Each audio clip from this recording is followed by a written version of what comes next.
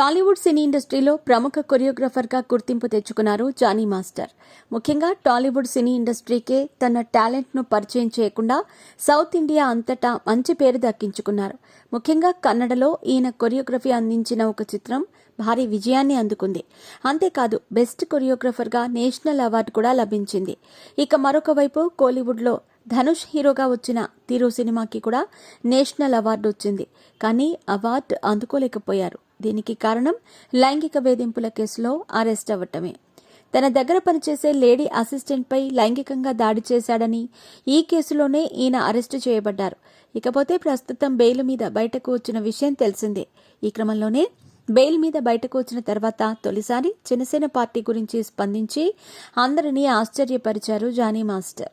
లైంగిక ఆరోపణల చేతిలో దాదాపు నెల రోజుల పాటు జైల్లో ఉన్న జానీ మాస్టర్ ఇప్పుడు జైలు నుంచి బయటకు వచ్చాక కొన్ని రోజులు ఎవరికీ కనబడకుండా ఇంటికే పరిమితమయ్యారు.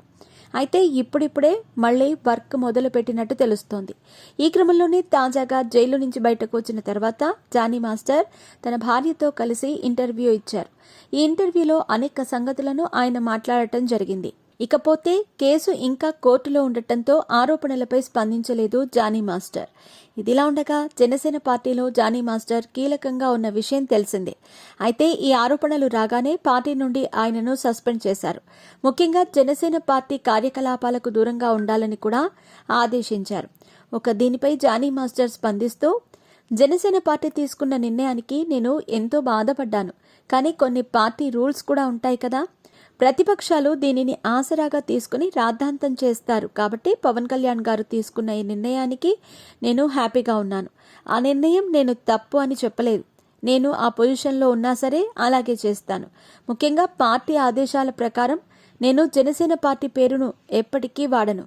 కానీ రెగ్యులర్గా చేసే సేవా కార్యక్రమాలు మాత్రం చేస్తాను అంటూ తెలిపారు జానీ మాస్టర్. ఇకపోతే జానీ మాస్టర్ పవన్ కళ్యాణ్, రామ్ చరణ్ ఎవరైనా ఈ విషయంలో సపోర్ట్ చేశారా అని అడగ్గా జానీ మాస్టర్ మాట్లాడుతూ, కళ్యాణ్ సార్ సైలెంట్గా ఉన్నారు, రామ్ చరణ్ కూడా సైలెంట్గా ఉన్నారని అందరూ అనుకుంటున్నారు.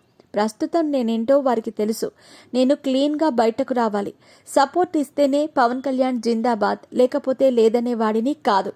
నా మనసులో వాళ్ల మీద ఎప్పటికీ ప్రేమ ఉంటుంది అంటూ జానీ మాస్టర్ చెప్పుకొచ్చారు. ప్రస్తుతం జానీ మాస్టర్ చేసిన కామెంట్స్ సోషల్ మీడియాలో వైరల్గా మారుతున్నాయి.